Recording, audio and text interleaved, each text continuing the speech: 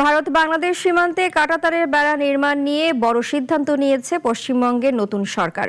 দায়িত্ব নেয়ার 2 দিনের মাথায় বিএসএফকে জমি বুঝিয়ে দেওয়ার ঘোষণা দিয়েছেন নতুন মুখ্যমন্ত্রী শুভেন্দু অধিকারী। কেন এই সিদ্ধান্ত? বিস্তারিত শাশ্বতী সরকারের প্রতিবেদনে। ভারত বাংলাদেশ সীমান্তে 1.5 মাসের মধ্যেই কাঁটাতারের বেড়া নির্মাণের ঘোষণা দিয়েছেন পশ্চিমবঙ্গের নব্য মুখ্যমন্ত্রী শুভেন্দু অধিকারী। স্থানীয় সময় দুপুর 12টায় হাওড়ার রাজ্য সচিবালয়ে নতুন সরকারের মন্ত্রিসভার প্রথম বৈঠকে এ ঘোষণা দেন তিনি। সচিবকে দায়িত্ব দেওয়া হলো। বৈঠক শেষে মুখ্যমন্ত্রী বলেন, সীমান্তে কাঁটাতার বসানোর জন্য প্রয়োজনীয় জমি 45 দিনের মধ্যে বিএসএফ এর হাতে তুলে দেবে পশ্চিমবঙ্গ সরকার।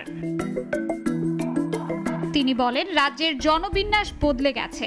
ভূমি ও রাজস্ব সচিব ও মুখ্য সচিবকে দায়িত্ব দেওয়া হয়েছে। হস্তান্তর সম্পূর্ণ করতে হবে। বাংলাদেশের সঙ্গে অরক্ষিত সীমান্তে কাঁটাতারের বেড়া নির্মাণের ইস্যুটি পশ্চিমবঙ্গের রাজনীতিতে অনেকদিন ধরেই আলোচিত ও বিতর্কিত অবস্থায় ছিল।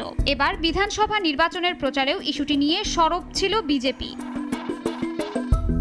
এর আগে একাধিকবার সীমান্তে বিএসএফকে জমি না দেয়ায় ভারতের প্রধানমন্ত্রী নরেন্দ্র মোদী এবং স্বরাষ্ট্রমন্ত্রী অমিত শাহ রাজ্য সরকারের বিরুদ্ধে ক্ষোভ প্রকাশ করেন।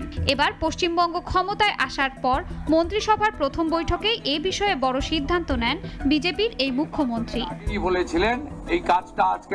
এর আগে চলতি বছরের জানুয়ারিতে কলকাতা হাইকোর্ট মমতা বন্দ্যোপাধ্যায়ের রাজ্য সরকারকে সীমান্তে কাঁটাতারের বেড়া নির্মাণের জন্য 9টি জেলায় বিএসএফকে জমি হস্তান্তরের নির্দেশ দিয়েছিলেন।